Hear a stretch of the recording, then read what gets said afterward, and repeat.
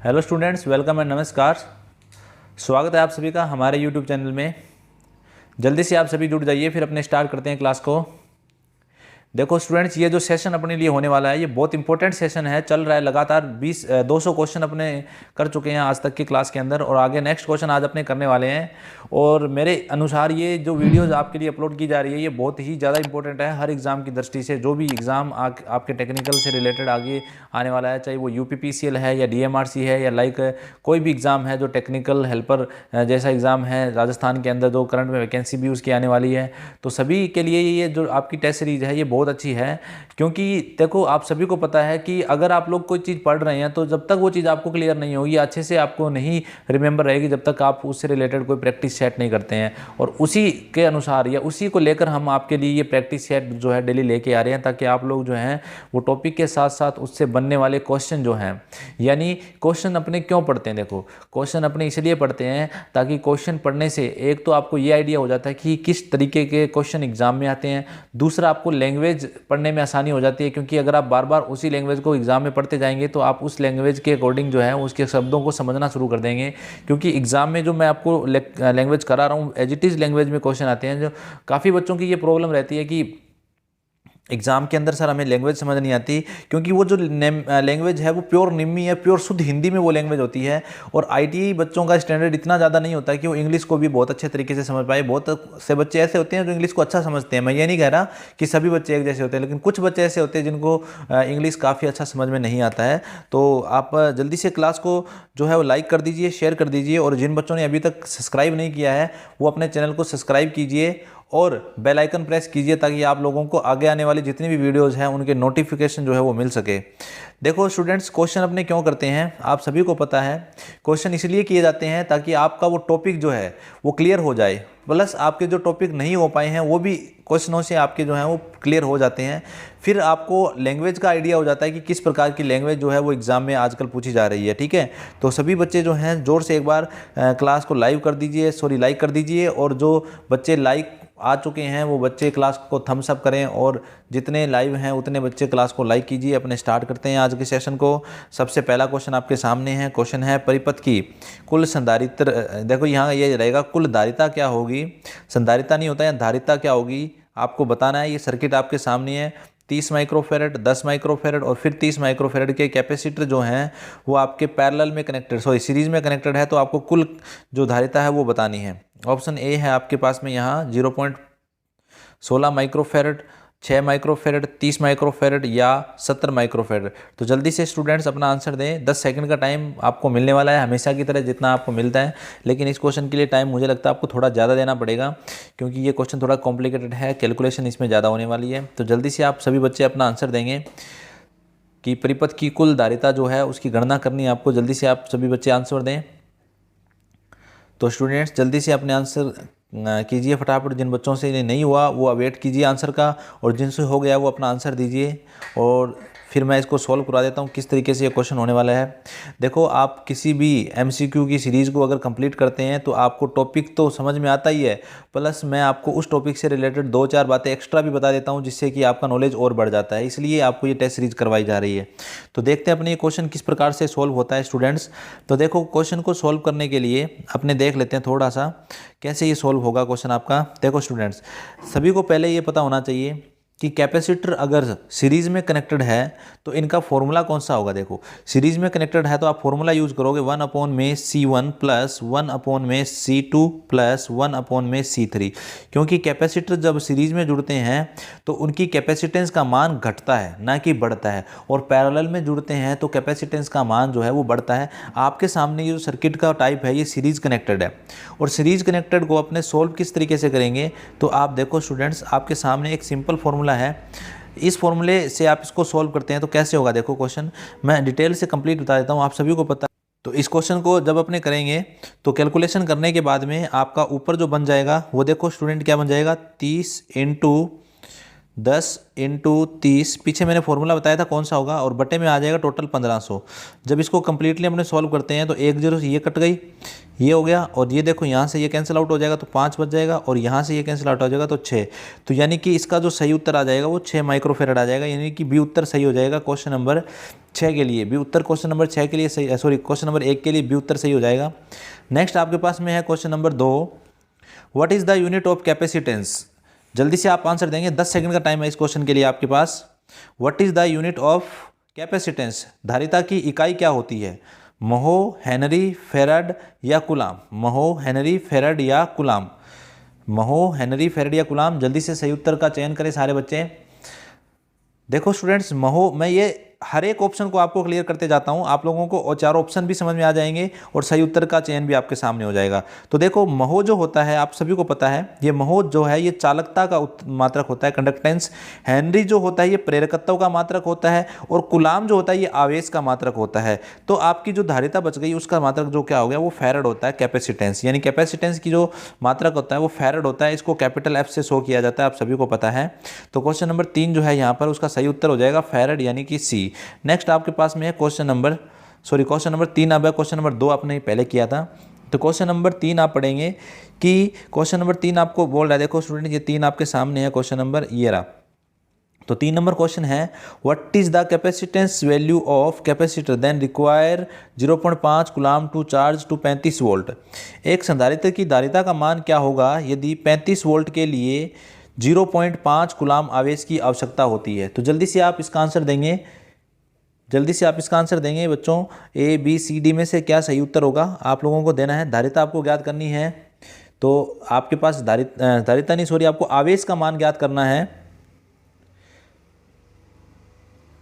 Sorry, आवेश नहीं, आपको धारिता ही ज्ञात करनी है। सी का मान आपको ज्ञात करना है, और कितना आएगा वो आप मुझे जल्दी से कैलकुलेट करके बता दें कि सी का मान कितना आएगा, जिसमें से आपको क्यू का मान दे रखा है 0.5 और वोल्टेज दे रखी है आपको 35 वोल्ट। जब आप इसको सॉल्व करते हैं तो आपके पास कितना आंसर आएगा, जल्दी से आप लोग मुझे करके कंप्लीटली बता दें।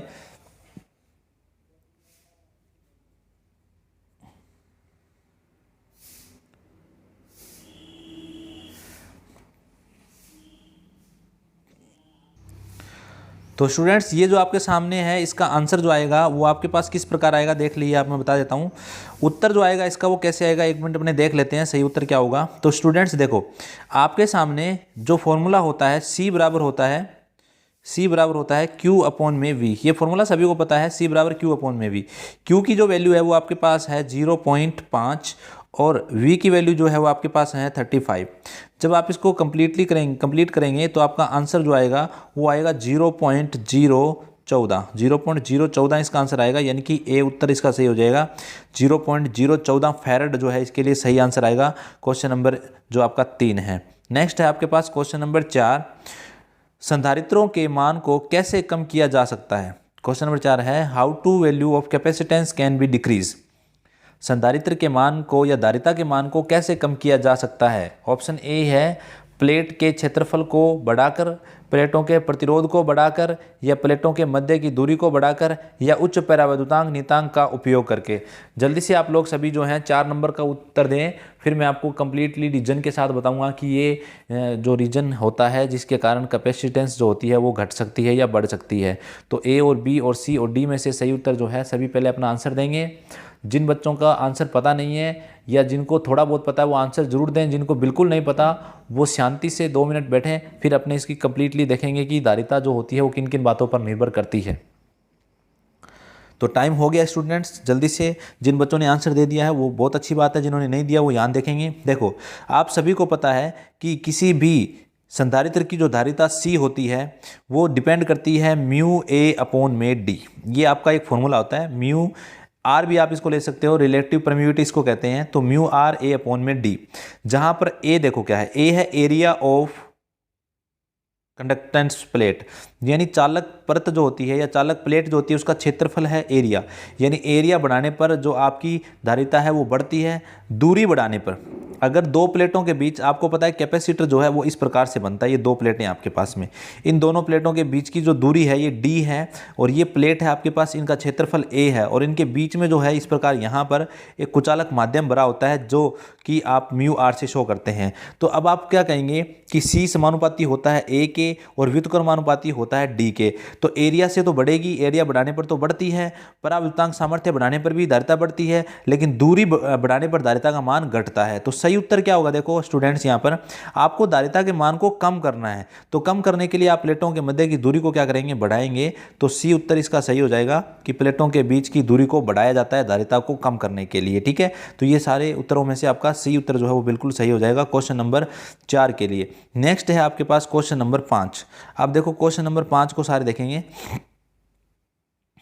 क्वेश्चन नंबर 5 है ये, परावैद्युतांक या पराचुंबकीय पदार्थ कौन सा है? इनमें से कौन सा पदार्थ जो है वो पैराचुंबकीय पदार्थ है? डायामैग्नेट सब्सटेंस कौन सा है? इनमें से आपको बताना है, ए वायु, बी स्टील, सी वाटर या डी प्लेटिनम। इनमें से बताना है पराचुंबकीय पदार्थ। देखो पैराचुंबकीय पदार्थ है यहाँ पर ये डायामैग्नेट। डायामैग्नेट का मतलब होता है यहाँ पर जो चुंबकित नहीं हो सकते। एक होता है फेरो, एक होता है पैरा और एक होता है डाया। देखो फेरो का मतलब होता है बहुत अच्छा चुंबकित हो सकता है, और पैरा जो होता है इसका मतलब अनुचुंबक, और डाया मतलब जो चुंबकित नहीं हो सकता। तो इनमें से आपको ये बताना है कि कौन सा पदार्थ जो है वो चुंबकित नहीं हो सकता, ए बी सी और डी में से।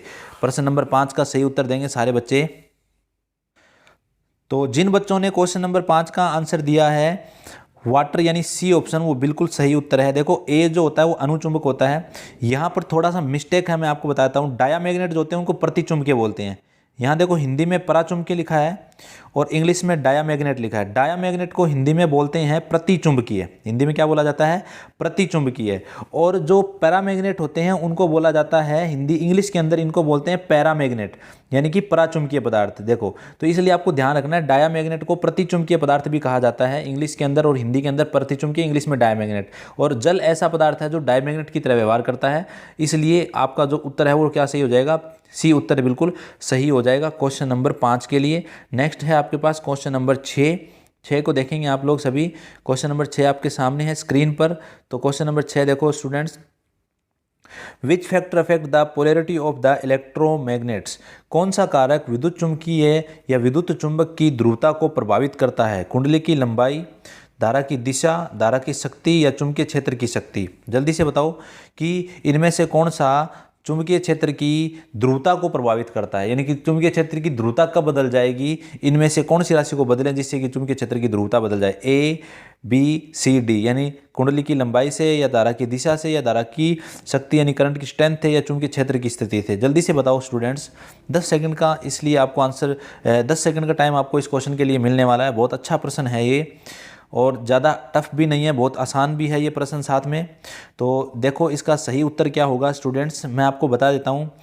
जो ऑप्शन ए है लेंथ देखो आप सभी को पता है किसी कुंडली के अंदर जो उत्पन्न होने वाला चुंबकीय क्षेत्र है वो निर्भर करता है n इंटू आई, यानी कि FM आपने पढ़ा हुआ सभी ने, FM बराबर होता है n इंटू में आई। नंबर ऑफ टर्न्स बढ़ाने से आपके मैग्नेटिक फील्ड की शक्ति बढ़ती है, ना कि उसकी पोलैरिटी पर कोई इफेक्ट पड़ता है। धारा का मान बढ़ाने से भी उसकी स्ट्रेंथ बढ़ती है, लेकिन अगर आप धारा की दिशा चेंज कर दोगे तो उसकी पोलैरिटी यानी ध्रुवता भी क्या हो जाती है? चेंज हो जाती है। तो सही उत्तर जो है वो इसके लिए क्या होगा? B, direction of current. क्योंकि ओरस्टेड ने कहा था किसी चुंबक के चारों ओर उत्पन्न होने वाले चुंबकीय क्षेत्र का मान व दिशा धारा के मान व दिशा पर क्या करता है? निर्भर करता है। ओरस्टेड ने ये बात कही थी, तो इसलिए आपका उत्तर जो है वो बी हो जाएगा 6 नंबर क्वेश्चन के लिए। नेक्स्ट है आपके पास क्वेश्चन नंबर 7 नंबर क्वेश्चन है, what is the unit of magneto motive force? अभी अभी मैंने लिखा भी था सूत्र कि चुंबकत्व वाहक बल की इकाई क्या होती है। देखो MMF का फुल फॉर्म होता है मैग्नेटो मोटिव फोर्स। कई बार ये क्वेश्चन भी एग्जाम में आ जाता है कि MMF की फुल फॉर्म क्या होती है। तो जल्दी से सभी बच्चे अपना आंसर दें कि MMF जो होता है यानी मैग्नेटो मोटिव फोर्स, इसकी यूनिट क्या होती है? एम्पियर टर्न होता है या एम्पियर मीटर होता है या एम्पियर मीटर स्क्वायर होता है या एम्पियर प्रति टर्न होता है? तो सही से आंसर देंगे। 10 सेकंड का टाइम होता है आपके पास। मेरी बातों पर आप ध्यान दिया करो, लेकिन आंसर करने के बाद ध्यान दिया करो। मैं बार बार आपको ये बात बोलता हूँ, पहले अगर आपको क्वेश्चन आता है तो 4 ऑप्शन पढ़ के आपको आंसर देना है। देखो स्टूडेंट्स, एग्ज़ाम में बैठना ही एग्ज़ाम को क्रैक करना नहीं होता है। जब तक आप लोग एग्ज़ाम में बैठने पर अपने दिमाग को और अपने हाथों को काबू में नहीं रखेंगे, तब तक आप लोग जो हैं वो उस कैटेगरी में रहेंगे जब तक जो कि आउट वाली कैटेगरी में मैं बोल सकता हूं। क्योंकि एग्ज़ाम में बैठने के बाद आपका दिमाग वो दिमाग नहीं होता जो कि आप एक क्लास में बैठे होते हैं। वहाँ पर बैठने के बाद आपके दिमाग पर थोड़ा सा प्रेशर बढ़ जाता है। प्रेशर बढ़ने के कारण जो है वो क्वेश्चन गलत होने के चांसेस भी क्या हो जाते हैं, ज़्यादा हो जाते हैं। अगर आपको क्वेश्चन सही करने हैं ज़्यादा, गलत करने हैं कम, तो इसलिए सबसे अच्छा तरीका ये होता है कि ध्यानपूर्वक आप प्रश्न को पढ़ें और ध्यानपूर्वक जो आपको 4 मल्टीपल ऑप्शन दिए हुए हैं उनको पढ़ें।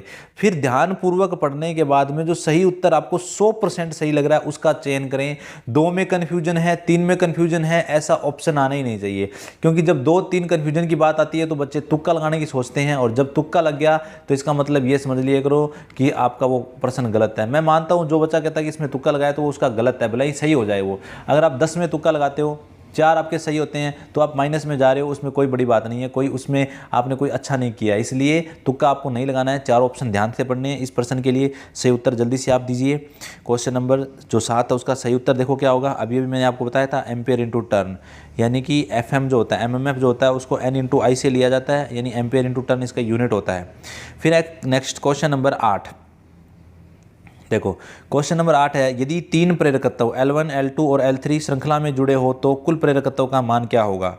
तो आप जल्दी से आंसर दें, A, B और C और D में से क्या सही होगा। 3 प्रेरकत्व L1, L2, L3 सीरीज में जुड़े हैं, तो आपको टोटल प्रेरकत्व का मान बताना है, कुल इंडक्टेंस कितना होगा वो बताना है। A, B, C, D में से कौन सा उत्तर आपका सही है, जल्दी से बताएं सारे स्टूडेंट्स। क्वेश्चन नंबर 8 का सही उत्तर, जिन बच्चों ने उत्तर दिया है A, वो बिल्कुल गलत आंसर है। ए बिल्कुल गलत आंसर है, क्योंकि इंडक्टेंस कभी भी मल्टीप्लाई नहीं होता है। जिनका आंसर बी आया है, जिनका आंसर बी आया उनका आंसर बिल्कुल सही है। देखो मैं आपको 3 चीज़ें बताता हूँ। सीरीज में रेजिस्टेंस भी बढ़ता है, सीरीज में आपका इंडक्टेंस भी बढ़ता है, और सीरीज में आपका कैपेसिटेंस जो होता है वो घटता है। यानी कि आप लोगों का जो रेजिस्टेंस का फॉर्मूला सीरीज में होता है वैसा ही फॉर्मूला आपका इंडक्टेंस यानी प्रेरकत्व का सीरीज में होगा। लेकिन कैपेसिटेंस जो होती है वो इंडक्टेंस से उल्टा काम करती है, यानी विपरीत काम करती है। तो उसका फॉर्मूला होगा 1/C plus 1/C2 plus 1/C3। ये सीरीज में होता है तब फॉर्मूला होता है। और आपके इंडक्टर सीरीज में कैसे जुड़ेंगे, ये एक इंडक्टर, ये दूसरा इंडक्टर और ये तीसरा इंडक्टर, ये 3 इंडक्टर L1, L2 और L3 आपके सीरीज में जुड़े हैं, तो इनकी टोटल इंडक्टेंस जो है वो जुड़ जाती है। तो जुड़ने पर इंडक्टेंस का मान बढ़ता है। तो इसके लिए सही उत्तर जो है वो बी उत्तर सही होगा क्वेश्चन नंबर 8 के लिए। नेक्स्ट है आपके पास क्वेश्चन नंबर 9 है, what is the unit of परमियंस। परमियंस की इकाई क्या होती है। What is the unit of परमियंस, जल्दी से सभी बच्चे बताएं परमियंस की यूनिट क्या होती है। परमियंस जो होता है उसकी यूनिट क्या है, जल्दी से बताओ सारे बच्चे। परमियंस जो होता है उसकी यूनिट क्या होती है, जल्दी बताओ सारे बच्चे, परमियंस की यूनिट क्या होती है। तो जल्दी से सभी स्टूडेंट्स इसका आंसर दें कि जो परमियंस होती है उसकी यूनिट क्या होती है। एम्पियर टर्न होती है, या वेबर प्रति एम्पियर टर्न होती है, या एम्पियर टर्न प्रति वेबर होता है, या वेबर पर मीटर स्क्वायर होता है। जल्दी से बताओ सारे स्टूडेंट्स। मैग्नेटिज्म वाले चैप्टर में से बहुत ज़्यादा जो प्रश्न आते हैं वो ज़्यादातर जो हैं वो यूनिट्स पर ही आते हैं। जो यूनिट्स अपने ये पढ़ रहे हैं इन्हीं में से क्वेश्चन पूछे जाते हैं इन चैप्टरों में। तो सभी बच्चे अपना आंसर दें जल्दी जल्दी, फिर मैं आपको बताऊंगा डिटेल से कि आंसर कैसे सही होगा आप लोगों का, और इनको याद रखने का तरीका देखो क्या है। तो जिन बच्चों ने आंसर दिया है बहुत अच्छी बात है, आपने इसको समझ लेते हैं। देखो इन चीज़ों को मैग्नेटिज्म में अगर आप लोगों को यूनिट्स याद रखनी है तो उसका एक ही तरीका है, रटने से याद नहीं होगी। उनका तरीका है, उनका फॉर्मूला आप याद रखो। अगर आपको फॉर्मूला याद है तो आप लोगों को सारी यूनिट्स जो हैं वो याद हो जाएगी बहुत अच्छे तरीके से। देखो सबसे पहले तो आपको पता होना चाहिए परमियंस का क्या होता है। तो परमियंस जो होता है सभी को पता है, इसको बोलते हैं प्रतिष्ठम्भ का उल्टा। यानी कि जो आपका रिलक्टेंस होता है उसके उल्टे, रिलक्टेंस का जो उल्टा होता है उसको बोलते हैं परमियंस। यानी कि एक तरीके से परमियंस जो होती है ये मैग्नेटिक सर्किट की कंडक्टेंस यानी कि चुंबकीय पथ की चालकता इसको कहा जाता है, जो कि प्रतिष्ठम्भ यानी चुंबकीय प्रतिरोध जो होता है उसका उल्टा होता है। ठीक है, तो आप लोगों को पता है जिस प्रकार चालकता G बराबर 1/R होता है, चालकता प्रतिरोध की उल्टी होती है, उसी प्रकार जो आपकी परमियंस होती है ये चुंबकीय प्रतिरोध की उल्टी होती है। तो चुंबकीय प्रतिरोध को अपने क्या लिखते हैं, देखो मैं थोड़ा सा ये फॉर्मूला लिखा है, ये इसलिए लिखा था कि आपको समझ में आ जाए। तो आपका इसका फॉर्मूला होगा कि रो बराबर 1/Rm, ये परमियंस का फॉर्मूला है। और प्रतिष्ठम जो होता है इसका मात्रक क्या होता है, देखो प्रतिष्ठम का उल्टा हो गया, तो प्रतिष्ठम का मात्रक क्या होता है आप सभी को मैं बता देता हूँ। प्रतिष्ठम का मात्रक होता है एम्पियर टर्न प्रति वेबर, एम्पियर टर्न प्रति वेबर ये मात्रक होता है प्रतिष्ठम रिलक्टेंस का, और रिलक्टेंस का उल्टा परमियंस होती है, तो इसका मात्रक क्या हो जाएगा, वेबर प्रति एम्पियर टर्न। तो इस ऐसा आंसर आपको कौन सा दिख रहा है, वेबर प्रति एम्पियर टर्न, यानी बी उत्तर इसके लिए सही हो जाता है, वेबर प्रति एम्पियर टर्न 9 नंबर क्वेश्चन के लिए। नेक्स्ट है आपके पास क्वेश्चन नंबर 10 आपके सामने है, आपको इसका आंसर दिखा दिया जाएगा, पहले आप क्वेश्चन को पढ़ें। परिनालिका, चलो आगे आपके पास देखो, परिनालिका कुंडली में चुंबकीय क्षेत्र की दिशा खोजने के लिए कौन सा नियम जो है वो अपनाया जाता है। मैं आपको बता देता हूँ चित्र के द्वारा कि इस क्वेश्चन में क्या पूछ रहा है। आपको ये पूछ रहा है कि ये आपके पास एक सोलेनोइड है, परिनालिका का मतलब होता है सोलेनोइड। सोलेनोइड में चुंबकीय जो आपके पास में क्षेत्र है इसकी दिशा को खोजने के लिए कौन से नियम का यूज किया जाता है। प्रश्न है आपके पास में, परिनालिका कुंडली में चुंबकीय क्षेत्र की दिशा को खोजने के लिए कौन सा नियम लागू होता है। ऑप्शन ए कॉर्क स्क्रू का नियम, ऑप्शन बी दाहिने हाथ का नियम, ऑप्शन सी फ्लेमिंग के बाएं हाथ का नियम, ऑप्शन डी फ्लेमिंग के दाएं हाथ का नियम। जल्दी से आपको बताना है कुंडली में चुंबकीय क्षेत्र की दिशा को खोजने के लिए कौन से किस चीज़ का नियम अपनाया जाता है। 4 ऑप्शन आपके पास है, दाहिने हाथ का नियम या दाहिने हथेली का नियम, राइट हैंड प्लेन रूल बोलते हैं इसको, या फ्लेमिंग्स लेफ्ट हैंड रूल बोलते हैं, या फ्लेमिंग्स राइट हैंड रूल बोलते हैं। तो सही उत्तर आप जल्दी से बताएं स्टूडेंट्स, इसका सही आंसर क्या होगा। क्वेश्चन नंबर जो आपका है 12 नहीं है, क्वेश्चन नंबर 10 है ये आपका। 10 नंबर के लिए आपको उत्तर देना है, तो जल्दी से आप सभी लोग 10 नंबर के लिए। तो स्टूडेंट्स इस क्वेश्चन के अंदर जो आपका उत्तर हो जाएगा वो क्या होगा, देखो सही बता देता हूँ आपको मैं। कॉर्क स्क्रू के नियम की अगर बात करें अपने, तो कॉर्क स्क्रू का जो नियम होता है वो किसी चालक के चारों ओर के उत्पन्न होने वाले चुंबकीय क्षेत्र को ज्ञात करने के लिए यूज होता है। फ्लेमिंग का right hand rule and left hand rule जो होता है ये मोटर और जनरेटर पर जो उत्पन्न ईएमएफ या धारा है उसकी दिशा को ज्ञात करने के लिए यूज होता है। हथेली का नियम या हेलिक्स का जो नियम होता है वो किसी सोलेनोइड, ये सोलेनोइड होता है जिसको परिनालिका बोलते हैं, इसकी दिशा या इसके अंदर चुंबकीय क्षेत्र को ज्ञात करने के लिए सोलेनोइड का नियम, सोलेनोइड क्या हेलिक्स का नियम जिसको बोलते हैं हथेली का नियम जो है वो यूज किया जाता है। तो बी उत्तर जो है वो सही हो जाएगा क्वेश्चन नंबर आपके 10 के लिए। नेक्स्ट है आपके पास क्वेश्चन नंबर 11। तो क्वेश्चन नंबर 11 के लिए आप देखेंगे, क्वेश्चन नंबर 11 आपके पास है स्क्रीन पर, श्रेणी परिपथ की कुल धारिता की गणना कीजिए। आपके सामने 3 संधारित्र हैं, ये किस प्रकार से मैं बता देता हूँ। ये संधारित्र 10 माइक्रोफेरेड का है, ये भी 10 माइक्रोफेरेड का है और ये 20 माइक्रोफेरेड का है, यानी 10, 10 और 20 माइक्रोफेरेड के 3 संधारित्र हैं आपके पास में जो कि सीरीज में कनेक्टेड है। तो कुल धारिता आपको बतानी है। पहला क्वेश्चन था वैसा ही क्वेश्चन है, ये बिल्कुल सिंपल क्वेश्चन होने वाला है। तो सभी बच्चे इसका आंसर जल्दी से दें, फिर अपने देखते हैं इसका आंसर कैसे आने वाला है। 30 सेकंड का मैं आपको टाइम देता हूं, जल्दी अपना आंसर करें सारे बच्चे। 30 सेकंड का समय आपके लिए।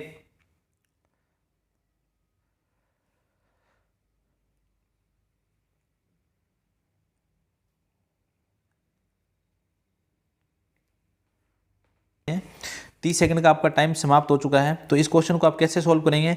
3 संधारित्र आपके पास में 10 माइक्रोफेरेड, 10 माइक्रोफेरेड और 20 माइक्रोफेरेड। तो पैरेलल वाला फॉर्मूला यूज करेंगे, वैसे सीरीज में जुड़े हुए हैं तो 10 × 10 × 20 इस प्रकार से ये अपने पास में अपॉन में पहले इन दोनों का मल्टीप्लाई, तो 10 10 का मल्टीप्लाई करेंगे तो कितना आ जाएगा 100, फिर इन दोनों का मल्टीप्लाई प्लस में 200 और फिर इन दोनों का मल्टीप्लाई तो फिर कितना आ जाएगा फिर 200। ठीक है, तो अब इनको कनेक्ट करते हैं अपने, देखो 100 200 200 500, तो बटे में तो कितना आ जाएगा 500। ठीक है, और ऊपर कितना आ जाएगा, ये आएगा आपके पास 100 और 2 ये आ जाएगा 2000, तो ऊपर कितना आ जाएगा 2000। तो जब इसको कंप्लीट भाग देंगे तो आपके पास आंसर आ जाएगा 4 माइक्रोफेरेड। तो ए उत्तर इस क्वेश्चन के लिए सही हो जाएगा जो आपका क्वेश्चन नंबर 11 है। तो आई होप आपको कंप्लीटली जो क्वेश्चन नंबर 11 है वो समझ आ गया होगा। क्वेश्चन नंबर 11 का आंसर भी मैंने आपको डिटेल से बता दिया है।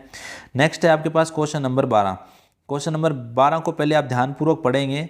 क्वेश्चन नंबर 12 है, what is precaution to be taken before connecting the different voltage rating capacitor in series। श्रृंखला में विभिन्न वोल्टेज रेटिंग संधारित्रों को जोड़ने से पहले क्या सावधानी बरतनी चाहिए। ऑप्शन ए है सभी कैपेसिटर एक ही निर्माता के होने चाहिए।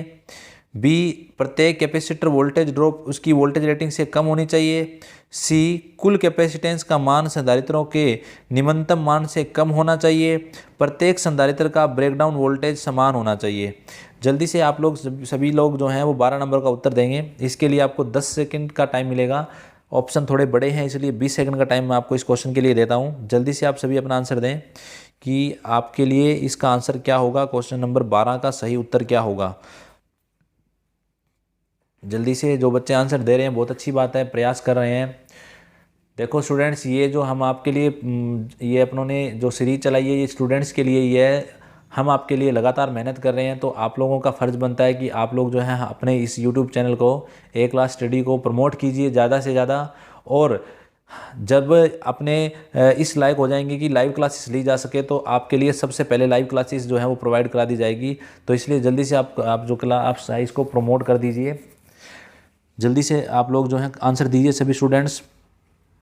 तो स्टूडेंट्स इस क्वेश्चन के लिए 12 नंबर जो क्वेश्चन है इसके लिए उत्तर देख लेते हैं क्या होगा। इसके लिए बी उत्तर सही होगा, यानी कि जितने भी कैपेसिटर आपको सीरीज में जोड़ने हैं उनमें आपको ये ध्यान रखना है कि प्रत्येक कैपेसिटर की जो वोल्टेज ड्रॉप है वो रेटेड वोल्टेज से कम होनी चाहिए। अगर रेटेड वोल्टेज से ज़्यादा होगी तो वोल्टेज ड्रॉप यानी वोल्टेज सहन नहीं करेगा आपका कैपेसिटर और जल जाएगा। इसलिए सीरीज में जोड़ते समय आपको ध्यान रखना है कि सभी जो कैपेसिटर है उनकी वोल्टेज ड्रॉप का मान रेटेड वोल्टेज से क्या होना चाहिए, कम होना चाहिए। बी उत्तर सही हो जाएगा क्वेश्चन नंबर 12 के लिए। नेक्स्ट है क्वेश्चन नंबर 13। तो 13 आपके सामने है क्वेश्चन, कौन सा पदार्थ अनुचुंबकीय है। जल्दी से बताओ भाई सभी बच्चे, कौन सा पदार्थ अनुचुंबकीय है। कौन सा पदार्थ अनुचुंबकीय है, यानी कि इनमें से कौन सा पदार्थ है जो पैरामैग्नेट है। देखो पैरामैग्नेट को अनुचुंबकीय बोलते हैं और डायामैग्नेट जो होता है उसको बोलते हैं प्रतिचुंबकीय। 13 नंबर का आंसर सभी देंगे कि इनमें से कौन सा पदार्थ है जो अनुचुंबकीय है। जल्दी से सभी आंसर देंगे। तो जिन बच्चों ने बी आंसर दिया है बिल्कुल सही उत्तर है उन सभी का। देखो क्लीट वायरिंग जो होती है ये नहीं होती, पोर्सलिन की बनी होती है, इसलिए पोर्सलिन तो विद्युत का कुचालक होता है और मैग्नेट का भी कुचालक होता है। बिस्मिथ भी जो है वो डायामैग्नेट होता है और ग्रेफाइट भी क्या होता है, डायामैग्नेट। तो आपका कॉपर जो होता है, तांबा जो होता है वो बनता है पैरामैग्नेट, यानी अनुचुंबकीय पदार्थ इसको बोलते हैं पैरामैग्नेट को। ठीक है, नेक्स्ट क्वेश्चन नंबर है 14 आपके पास। BH वक्र के द्वारा एक्स जो है उसको एक्स भाग जो है वो किसको अंकित करता है। ऑप्शन ए कंडक्टिविटी, कोरेसिविटी को बोलते हैं निग्राहिता। फिर बी बोलता है सेचुरेशन पॉइंट, सी बोलता है मैग्नेटाइजेशन फोर्स और जो डी बता रहा है वो बोलता है रेजिडुअल मैग्नेटिज्म। जल्दी से आपको बताना है कि एक्स भाग जो आपका शो हो रहा है वो किसको बताता है। उत्तर जो है उसके लिए आपको ज़्यादा टाइम नहीं लेना है क्योंकि इस क्वेश्चन का उत्तर बहुत ही आसान है। मैं आपको बता देता हूँ इस क्वेश्चन के लिए उत्तर बहुत आसान है। तो जल्दी से आप लोग अपना आंसर दें, फिर मैं आपको बताता हूँ कि यहाँ पर जो है ये सारी चीज़ें किस किस को शो कर रही हैं। मैं इसमें डिटेल से बता दूंगा आपको कि कौन कौन सी चीज़ें क्या क्या शो कर रही है। तो जिन बच्चों ने उत्तर दिया है ए, उनका उत्तर बिल्कुल सही है। ए उत्तर जिन बच्चों ने दिया है उनका उत्तर बिल्कुल सही है। ए उत्तर कैसे आया देखो, सबसे पहले आपको इस पॉइंट को देखना है। ये जो पॉइंट आपको दिख रहा है ये ए से शो करता हूँ मैं इस पॉइंट को। ए जो पॉइंट है आपका ये शो करता है सेचुरेशन पॉइंट को, यानी संतृप्त बिंदु को। और उसके बाद में जो आपको ये रेखा दिखाई दे रही है ये वाली, ये बताती है चुंबकीय बल को, एच से जिसको शो कर रहे हैं अपने। अवशिष्ट चुंबकत्व जो है वो ये वाली रेखा है, जो ऊपर लंबवत रेखा आपको दिखाई दे रही है ये वाली, ये अवशिष्ट चुंबकत्व को। अवशिष्ट चुंबकत्व के लंबवत जो रेखा आपको ये छोटी सी दिखाई दे रही है ये बताती है कोरेसिविटी को। कोरेसिविटी का मतलब होता है निग्राहिता। तो ए उत्तर इसके लिए सही हो जाएगा क्वेश्चन नंबर 14 के लिए। नेक्स्ट है क्वेश्चन नंबर 15। 15 नंबर क्वेश्चन है आपके सामने, विद्युत परिपथ में चालकता के लिए चुंबकीय सर्किट में समान शब्द क्या होगा। देखो मैंने अभी थोड़ी देर पहले ही आपको बताया था कि चालकता के समान शब्द जो होता है वो कौन सा होता है। वो जल्दी से आप लोग मुझे बता दें कि जिस प्रकार विद्युत परिपथ में चालकता होती है उसी प्रकार चुंबकीय परिपथ में क्या होती है, रिलेक्टिविटी होती है, परमियंस होती है, रिलेक्टेंस होता है या परमिएबिलिटी होती है। इनमें से आपको सही उत्तर बताना है क्वेश्चन नंबर 15 के लिए। तो स्टूडेंट जल्दी से अपना आंसर दे सारे बच्चे, क्वेश्चन नंबर 15 का सही उत्तर क्या होगा। तो देख लेते हैं, मैं बता देता हूं। देखो इसके लिए जो सही उत्तर होगा, जिन बच्चों ने उत्तर दिया है बी बिल्कुल सही है। पीछे भी ये क्वेश्चन आया था और मैंने आपको डिटेल से बताया भी था कि परमियंस क्या होता है। तो इसका उत्तर तो जो है वो आपका परमियंस हो जाएगा। परमियंस जो होता है ये इसका सही उत्तर हो जाएगा। अब जो 3 ऑप्शन है उनकी बात और कर लेते हैं अपने। देखो रिलेक्टिविटी क्या होती है। रिलेक्टिविटी जो होती है ये मैं आपको बताता हूँ, ये वो गुण होता है किसी मटेरियल का जो किसी मटेरियल के अंदर मैग्नेट बनने को या मैग्नेट को बनने नहीं देता, वो रिलेक्टिविटी होता है। यानी कि रिलेक्टिविटी से ही रिलेक्टेंस बनता है, या रिलेक्टेंस भी वही गुण हो गया जो मैग्नेटिक फ्लक्स का विरोध करता है, उसे बनने नहीं देता। परमिएबिलिटी जो होती है वो एकदम समान गुण है जैसा कि परमियंस है, परमियंस के जैसा ही गुण होता है परमिएबिलिटी, लेकिन ये चालकता की जगह नहीं होती। चालकता की जगह क्या होता है? परमियंस होता है। तो सी उत्तर इसका नहीं हो सकता, ना ही डी हो सकता। तो सही उत्तर क्या हो जाएगा? बी, यानी कि परमियंस। इसको बोलते हैं इंग्लिश में परमियंस बोलते हैं इंग्लिश में, और हिंदी में बोलते हैं संवाहिता। कई बार ये ऑप्शन में भी आपको मिल जाता है। तो जो आपका रिलक्टेंस होता है, जो कंडक्टेंस होता है, उसके जैसा ही मैग्नेटिक सर्किट में परमियंस होता है। नेक्स्ट क्वेश्चन नंबर है 16। 16 का आंसर आपको बहुत जल्दी देना है, क्योंकि मैं पीछे इसका फॉर्मूला आपको बता चुका हूं। जल्दी से इसका आंसर आप देंगे कि रिलेक्टेंस की इकाई क्या होती है। रिलेक्टेंस की इकाई क्या होती है? वेबर प्रति मीटर स्क्वायर, या वेबर प्रति मीटर, या एम्पियर टर्न्स प्रति वेबर, या एम्पियर टर्न प्रति मीटर स्क्वायर। जल्दी से आप इसका आंसर देंगे। सही बच्चे, सभी बच्चे सही उत्तर देंगे। क्वेश्चन नंबर 16 का ए, बी और सी और डी में से क्या सही होगा? क्वेश्चन नंबर ए, बी, सी और डी में से क्या सही उत्तर आएगा? सभी बच्चे अपना आंसर देंगे।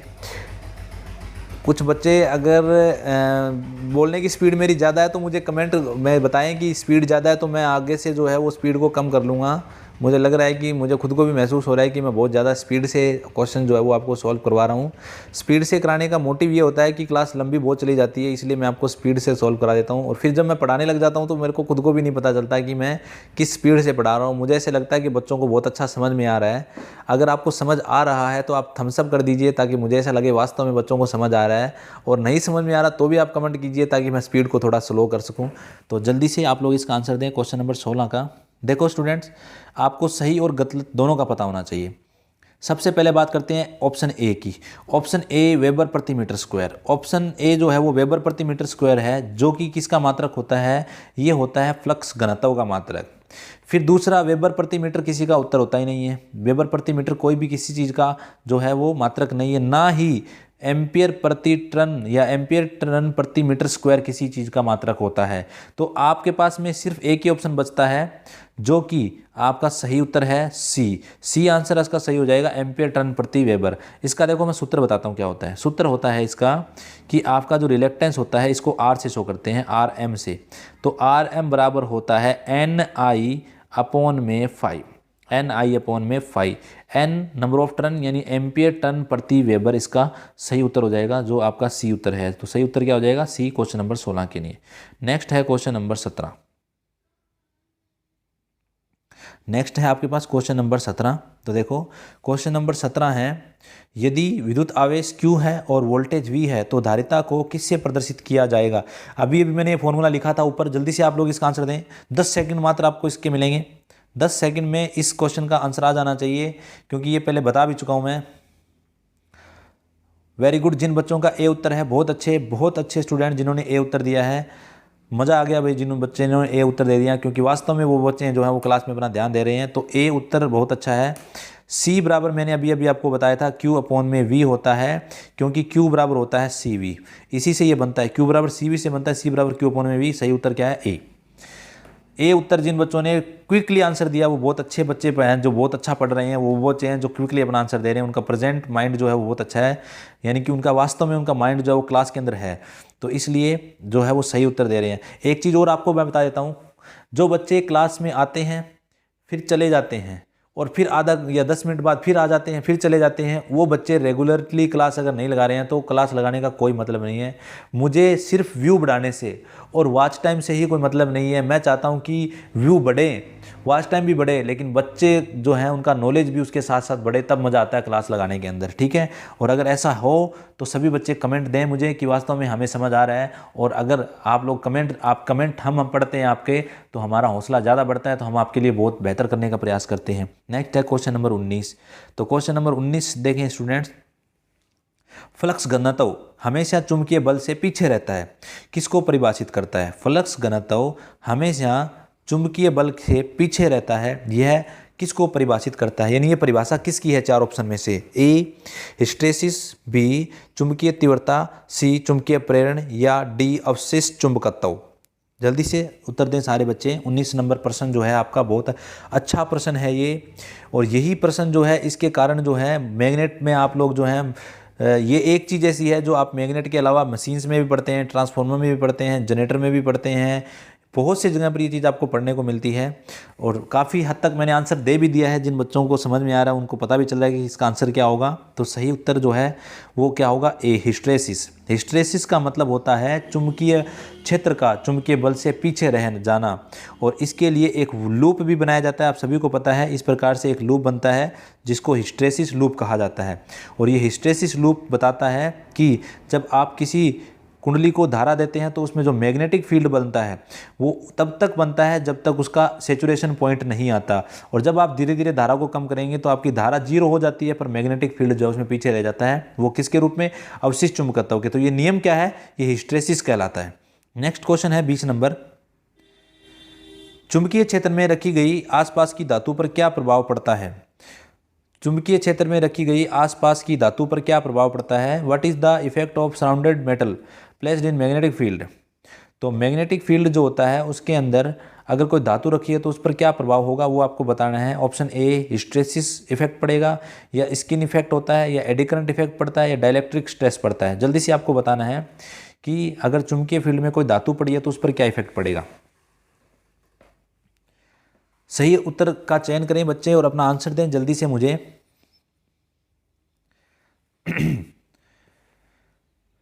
तो चलो आंसर सभी बच्चे अपना दे रहे हैं और अपने देखते हैं इसका सही आंसर क्या होगा। क्वेश्चन नंबर 20 के लिए, क्वेश्चन नंबर 20 के लिए सही उत्तर का चयन करें सारे और अपने देखते हैं सही उत्तर क्या होगा। तो क्वेश्चन नंबर 20 के लिए देखो सही उत्तर क्या होगा। देखो हिस्ट्रेसिस नहीं हो सकता, क्योंकि हिस्ट्रेसिस का मतलब मैंने अभी आपको बताया था। स्किन इफेक्ट जो होता है इसका मतलब क्या होता है, स्किन इफेक्ट होता है कंडक्टरों में, चालकों में ये मान लो ये कोई कंडक्टर है, इस चालक के अंदर एसी जो होती है वो चालक के सरफेस एरिया से होकर प्रवाहित होती है, उसको स्किन इफेक्ट बोलते हैं। भंवर धारा अपने मान सकते हैं, और ये तो हो ही नहीं सकता क्योंकि ये तो कुचालकों का गुण है। तो अब आपके पास सही उत्तर क्या है, वो भंवर धारा है, एडी करंट्स। यानी कि जब भी किसी मैग्नेटिक फील्ड के अंदर, मान लो ये मैग्नेटिक फील्ड है, इसके अंदर आप किसी कंडक्टर को रखते हो तो कंडक्टर में फ्लक्स परिवर्तन से एडी करंट्स बन जाती हैं, भंवर धाराएं बन जाती हैं, जो कि भंवर धाराएं जिनके कारण कोर क्या हो जाती है, गर्म हो जाती है। तो ये भंवर धाराएं जो होती हैं ये सकेंद्रित धाराएं होती हैं, इस प्रकार गोल गोल चलती रहती है, जैसे कि ऐसे इस प्रकार ये पाथ होता है भंवर धाराओं का। तो ये मेटल के कारण मेटल में बनती हैं, और मेटल को जब मैग्नेटिक फील्ड में रखा जाता है तब ये उत्पन्न होती है। नेक्स्ट है आप क्वेश्चन नंबर 21। क्वेश्चन नंबर 21 देखो आप पढ़ेंगे, इसके ऑप्शन थोड़ा ऊपर हैं तो पहले आप इस क्वेश्चन को पढ़ें। वायु संधारित्र का उपयोग किस उपकरण में किया जाता है। वायु संधारित्र का उपयोग किस उपकरण में किया जाता है। ऑप्शन ए है टीवी ट्यूनर, और फिर नेक्स्ट आपके पास ऑप्शन बी है दोलक, ऑप्शन सी है लाउड स्पीकर, और ऑप्शन डी है रेडियो रिसीवर। वायु संधारित्र का उपयोग किस में करते हैं। ऑप्शन ए बता रहा है टीवी ट्यूनर, बी बता रहा है दोलक यानी ऑक्सीलेटर, सी बता रहा है लाउड स्पीकर, और डी बता रहा है रेडियो रिसीवर। जल्दी से सभी बच्चे आंसर दें, जल्दी से सभी बच्चे अपना आंसर दें। क्वेश्चन नंबर जो आपका 21 है उसके लिए। तो जिन बच्चों ने आंसर दिया है सी उनका गलत है, जिन्होंने बी दिया है उनका भी गलत है, और जिन्होंने ए दिया उनका भी गलत है, और जिन्होंने डी दिया है उनका आंसर बिल्कुल सही है। रेडियो रिसीवर के अंदर वायु संधारित्र का यूज किया जाता है। एयर कैपेसिटर जो होते हैं वो रेडियो रिसीवर में लगते हैं। 21 नंबर के लिए डी उत्तर सही हो जाएगा। नेक्स्ट क्वेश्चन नंबर है 22। देखो 22 नंबर, what will happen if the polarised electrolyte capacitor is reversed connected. यदि ध्रुवित इलेक्ट्रोलाइट संधारित्र को विपरीत रूप से जोड़ दिया जाए तो क्या होगा। यदि जो आपका इलेक्ट्रोलाइट कैपेसिटर है उसको विपरीत ध्रुवता में जोड़ दिया जाए तो क्या होगा। ऑप्शन ए, संधारित्र पर कोई प्रभाव नहीं पड़ेगा। ऑप्शन बी, अत्यधिक गर्मी के कारण विस्फोट हो जाएगा। ऑप्शन सी, परिपथ में धारा कम हो जाती है, और ऑप्शन डी, धारिता का मान बढ़ जाएगा। जल्दी से आप लोग सभी उत्तर दें। 22 नंबर जो है उसके लिए क्या होगा, अगर आपका कैपेसिटर जो है इलेक्ट्रोलाइट कैपेसिटर जो कि एक ध्रुवित संधारित्र है उसको परिपथ में उल्टा जोड़ दिया जाए तो क्या इफेक्ट होएगा। क्वेश्चन नंबर 22 का उत्तर दें सारे बच्चे। तो क्वेश्चन नंबर 22 के लिए सभी बच्चे अपना उत्तर देंगे कि सही उत्तर क्या होगा इलेक्ट्रोलाइट कैपेसिटर के लिए।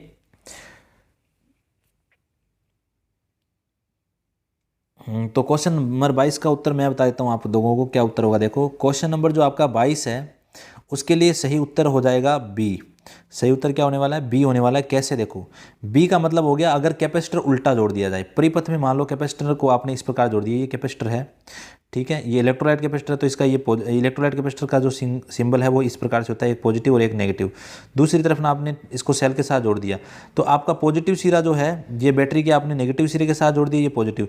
तो क्या होगा कि आपका जो इलेक्ट्रोलाइट कैपेसिटर है वो ज़्यादा वोल्टेज के कारण, क्योंकि रिवर्स में जुड़ गया, इसका मतलब उल्टा जुड़ गया है, तो वोल्टेज सहन करेगा, एक इंसुलेटर की तरह व्यवहार करेगा, और तो ज़्यादा गर्मी होने के कारण आपका ये विस्फोट भी हो सकता है। तो इसका सही उत्तर जो है वो क्या हो जाएगा, बी उत्तर सही हो जाएगा इलेक्ट्रोलाइट कैपेसिटर के लिए 22 नंबर के लिए। नेक्स्ट है क्वेश्चन नंबर 23। तो 23 नंबर क्वेश्चन देखो स्टूडेंट्स क्या है, पराचुंबकीय पदार्थ कौन सा है। देखो फिर वही क्वेश्चन है, पराचुंबकीय यानी डायमैग्नेट, पराचुंबकीय, या देखो पराचुंबकीय को डायमैग्नेट बोला है इसने, तो इसका ये सही है। डायमैग्नेट इंग्लिश में आपको ध्यान रखना है, पैरा और परा में फर्क होता है। पैरा का हिंदी शब्द होता है अनुचुंबक, और डाया का होता है पराचुंबक, है ना। ये हिंदी और इंग्लिश में थोड़ा सा कंफ्यूज नहीं होना आपको। तो इनमें से प्रतिचुंबकीय पदार्थ बताना है, सिंपल सी बात ये है, ए बी सी डी, इनमें से कौन सा एक प्रतिचुंबकीय पदार्थ है। प्रतिचुंबकीय पदार्थ है, एक ही है, ऑप्शन बताने की जरूरत ही नहीं है, आप सभी को दिख रहा है यहाँ पर। ऐसा कौन सा पदार्थ है जिसका चुंबक नहीं बनता, तो वो लकड़ी है। लकड़ी जो होता है उसका चुंबक नहीं बनाया जा सकता, तो लकड़ी एक प्रतिचुंबकीय पदार्थ है। बाकी सब आपको दिख रहे हैं वो अलग ऑप्शन है, ठीक है। तो यहाँ पर वुड जो है उसका सही उत्तर हो जाएगा क्वेश्चन नंबर 23 के लिए। नेक्स्ट है क्वेश्चन नंबर 24 का उत्तर भी आप यहीं दे दें। फ्लक्स घनत्व की एसआई यूनिट क्या होती है, टेस्ला, वेबर, या वेबर प्रति मीटर, या एम्पियर टन।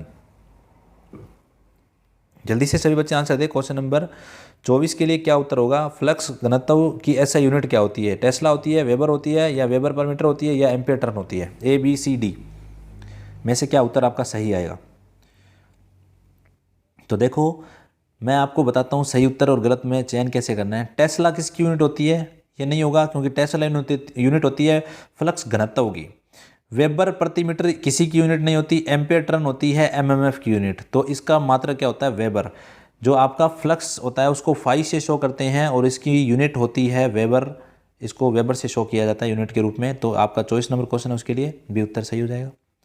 नेक्स्ट है क्वेश्चन नंबर 25। तो 25 नंबर क्वेश्चन को देख लें आपने क्या होगा। क्वेश्चन नंबर 25 देखें स्टूडेंट सारे, ये आपके सामने 25 नंबर क्वेश्चन है। What indicate the shape of BH वक्र।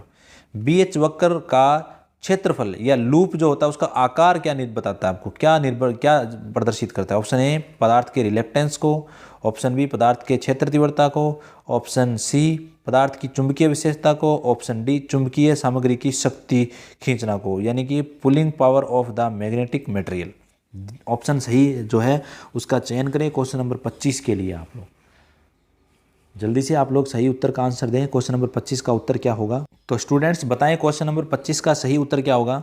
तो जिन बच्चों ने क्वेश्चन नंबर 25 का सही उत्तर दिया है बी, उनका आंसर बिल्कुल सही है। यानी कि जो आपका 25 नंबर आंसर है उसका होगा फील्ड इंटेंसिटी ऑफ सब्सटेंस, पदार्थ की क्षेत्र तीव्रता जो है उसको शो करता है कौन। क्वेश्चन नंबर 25 जो है उसके लिए जो उत्तर है वो सी बिल्कुल आपका सही हो जाएगा। सी उत्तर जो है वो बिल्कुल बी उत्तर बिल्कुल सही हो जाएगा।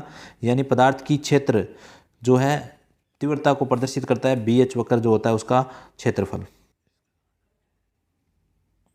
तो स्टूडेंट्स क्वेश्चन नंबर जो आपका 25 है उसके लिए सही उत्तर हो जाएगा मैग्नेटिक प्रॉपर्टीज ऑफ मटेरियल, पदार्थ की चुंबकीय विशेषता। मतलब ये हो गया कि BH वक्र का जो क्षेत्रफल होता है, ये BH वक्र आपके सामने है, बना देता हूँ मैं। BH वक्र का जो ये मैग्नेटिक, ये जो आपको क्षेत्रफल दिखाई दे रहा है, ये वाला एरिया, जो ये एरिया आपको दिखाई दे रहा है BH वक्र का, ये क्या बताता है, तो ये एरिया बताता है आपको कि पदार्थ आपका जो है वो स्थायी चुंबक है या अस्थायी चुंबक है। यानी कि उसकी चुंबकशीलता अधिक है या निम्न है, वो उसका अवशिष्ट चुंबकत्व क्या होगा। यानी कि सिंपल सी बात ये है कि चुंबकीय गुणों को बताता है कि उसके चुंबकीय गुण कैसे होंगे, उसको कौन बताता है, BH वक्र जो होता है उसका लूप का क्षेत्रफल या उसका आकार। तो इसके लिए सी उत्तर से हो जाएगा क्वेश्चन नंबर 25। नेक्स्ट है क्वेश्चन नंबर 26। कौन सी विद्युत मात्रा सीधे भंवर धारा के समानुपाती होती है। कौन सी विद्युत मात्रा सीधे भंवर धारा के समानुपाती होती है। Option A voltage, option B current, option C आवृत्ति, और ऑप्शन डी रेजिस्टेंस। 26 नंबर के लिए क्या उत्तर होगा, सही बच्चे आंसर देंगे क्वेश्चन नंबर 26 के लिए कि भंवर धारा के लिए सीधा अनुपात कौन होता है, वोल्टेज, धारा, आवृत्ति या प्रतिरोध। जल्दी से भी अपने आंसर देंगे बच्चे। कौन सी विद्युत मात्रा सीधे भंवर धारा के समानुपाती होती है, ए बी सी डी में से क्या उत्तर आपका सही होगा। तो स्टूडेंट्स जिन बच्चों का आंसर सी है वो आंसर सही है, लेकिन थोड़ा सा इसको सुनेंगे आप लोग। देखो भंवर धारा सीधा डायरेक्टली प्रोपोर्शनल नहीं होती है, क्योंकि डायरेक्टली प्रोपोर्शनल का मतलब होता है कि अगर आपकी भंवर धाराएं जो होती हैं, यानी भंवर धारा जो होती है वो तब होती है एडी करंट से। हाँ, ये हो सकता है भाई। भंवर धारा लॉसेस की अगर बात करें तो वो अपने जो होते हैं डब्ल्यू ई जो होते हैं वो समानुपाती होते हैं एफ स्क्वायर के। तो भंवर धाराएं जो हैं वो समानुपाती किसकी होती हैं? आवर्ती की होती है। बिल्कुल सही उत्तर आपका। जिन्होंने सी उत्तर दिया बिल्कुल सही है। 26 का सी उत्तर एकदम सही होगा। नेक्स्ट है क्वेश्चन नंबर 17। परमीएबिलिटी के परिवर्तन को होने का कारण क्या होता है? यानी what is the causes for changing the permeability. Permeability का मतलब होता है चुंबकशीलता। चुंबकशीलता के चेंज होने का कारण क्या है? क्वेश्चन नंबर 27 का आंसर देंगे आप। ए उत्तर है लेंथ लंबाई, 2 है फ्लक्स डेंसिटी, फील्ड इंटेंसिटी क्षेत्र तीव्रता, या मैग्नेटोमोटिव फोर्स एमएमएफ। इनमें से परमीएबिलिटी जो होती है वो किसके कारण बदल सकती है? 4 उत्तरों में से सही उत्तर आपका बताना है। तो क्वेश्चन नंबर 27 जो होता है उसके लिए सही आंसर देना आपको। तो सही आंसर हो जाएगा 27 नंबर का बी, फ्लक्स घनत्व। यानी फ्लक्स घनत्व चेंज होने से जो आपकी परमीएबिलिटी है वो भी क्या हो जाती है? चेंज हो जाती है। और नेक्स्ट है क्वेश्चन नंबर 28। 28 देखो, किस प्रकार का संधारित्र अंतरिक्ष इलेक्ट्रॉनिक्स के लिए उपयोग किया जाता है? या अंतरिक्ष के लिए कौन सा संधारित्र यूज किया जाता है? ये आपको याद रखना होगा। इसका आंसर आप जल्दी से दें। 10 सेकंड का ही टाइम आपको 10 सेकंड का टाइम आपको मिलेगा इस क्वेश्चन के लिए। जल्दी से सभी बच्चे अपना आंसर दें और आपके 10 सेकंड जो है वो समाप्त होने वाले हैं। जल्दी से सभी अपना आंसर देंगे, 10 सेकंड आपके समाप्त होने वाले हैं। तो इसके लिए सही उत्तर जो हो जाएगा वो डी हो जाएगा। यानी इलेक्ट्रोलाइट कैपेसिटर का यूज किया जाता है अंतरिक्ष संधारित्र के लिए। नेक्स्ट है क्वेश्चन नंबर आपका 29। इलेक्ट्रोलाइट संधारित्र का प्रभाव क्या होता है अगर खुला परिपथ दोष हो तो? इलेक्ट्रोलाइट संधारित्र का प्रभाव क्या होगा यदि वो ओपन सर्किट हो जाए? सही उत्तर का चयन करें। यह कार्य नहीं करेगा, यह एक बार में फट जाएगा, यह लीक हो जाएगा, यह सामान्य रूप से कार्य करेगा। तो अगर संधारित्र इलेक्ट्रोलाइट संधारित्र ओपन सर्किट हो जाए तो इनमें से क्या इफेक्ट आएगा? जल्दी से आप लोग बताएं। ए बी सी डी में से सही उत्तर क्या आएगा? तो जिन बच्चों का उत्तर ए है वो बिल्कुल सही है। जिन बच्चों का उत्तर ए है वो बिल्कुल सही है। संधारित्र वर्क नहीं करेगा ओपन सर्किट होने पर। आप सभी को पता है ओपन सर्किट होने पर करंट फ्लो नहीं करेगा तो ये कार्य नहीं करेगा। 29 नंबर उत्तर है उसका सही हो जाएगा आपका। इलेक्ट्रोलाइट कैपेसिटर जो होता है ये प्लस माइनस से शो करते हैं इसको। या देखो सॉरी गलत बन गया सिंबल। ये आपके पास प्लस सिरा हो जाएगा तो ये इसका माइनस सिरा हो जाएगा। अगर ये ओपन सर्किट हो जाए कहीं से तो ये संधारित्र काम नहीं करेगा। तो ये आपको ध्यान रखना है। क्वेश्चन नंबर 29 के लिए जो है वो ए उत्तर सही हो जाएगा। नेक्स्ट है क्वेश्चन नंबर 30। 30 नंबर क्वेश्चन है आपके पास। यदि संधारित्र में प्लेटों की दूरी कम कर दी जाए तो धारिता के मान पर क्या प्रभाव पड़ेगा? प्लेटों के बीच की दूरी को घटा दिया जाए तो आपकी धारिता क्या होगी? जल्दी से बताओ। ए बी सी डी में से सही उत्तर क्या होगा क्वेश्चन नंबर 30 के लिए? प्लेटों के बीच की दूरी को कम किया जाए तो धारिता पर क्या इफेक्ट पड़ेगा? तो जिन बच्चों ने डी उत्तर दिया बिल्कुल सही है। मैंने अभी आपको बताया था कैपेसिटेंस जो होती है वो धारिता बीच की दूरी के व्युत्क्रमानुपाती होती है। तो दूरी अगर बढ़ेगी तो धारिता घटेगी और दूरी घटेगी तो धारिता बढ़ेगी। तो इसके लिए सही उत्तर क्या हो जाएगा? डी। क्वेश्चन नंबर जो आपका 30 है उसके लिए डी उत्तर सही होगा। नेक्स्ट है क्वेश्चन नंबर 31। चुंबक की कौन सी विशेषता दर्शाई गई है? दिशीय विशेषता, प्रेरण विशेषता, संतृप्त विशेषता, या ध्रुव मौजूद विशेषता? जल्दी से बताओ।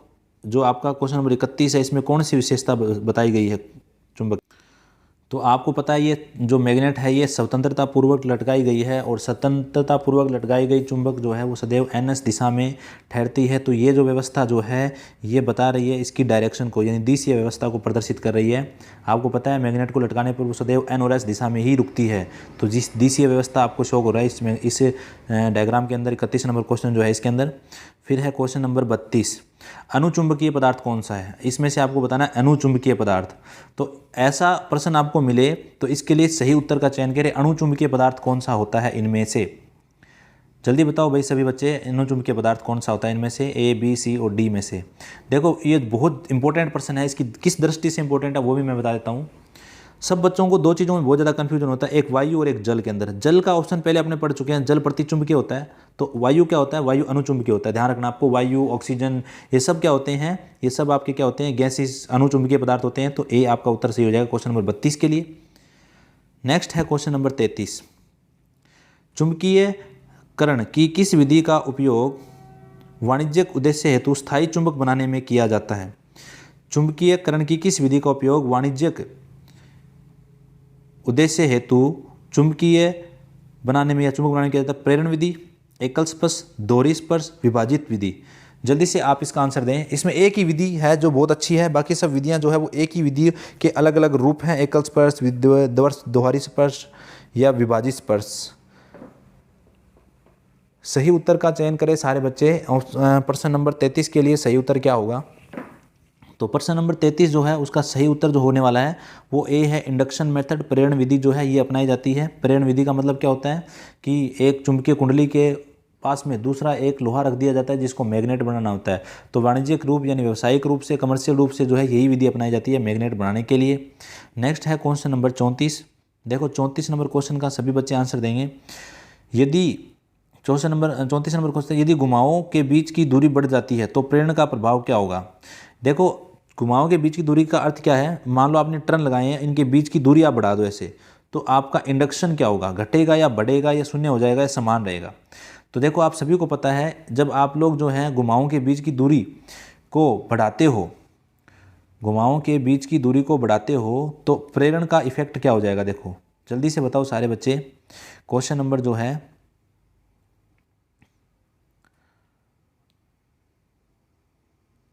34 का सही उत्तर क्या आएगा? जल्दी से बताओ। तो सही उत्तर जो है क्वेश्चन नंबर 34 के लिए वो आपका हो जाएगा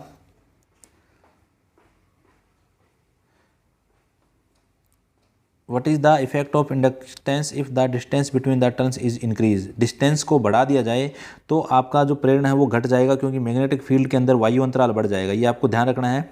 नेक्स्ट है आपके पास क्वेश्चन नंबर 34। चलो आज अपने इतने ही क्वेश्चन करने वाले हैं। आज की क्लास अपनी जो है वो यहीं तक रहेगी। तो आई होप आपको क्लास जो है वो समझ में आ रही होगी। अगर आप लोग जो हैं समझ में नहीं आ रहा है कुछ या कुछ ऐड करना है तो आप हमें कमेंट करके बताइए। तो आज की क्लास अपने यहीं तक रहेंगे। जय हिंद, जय भारत।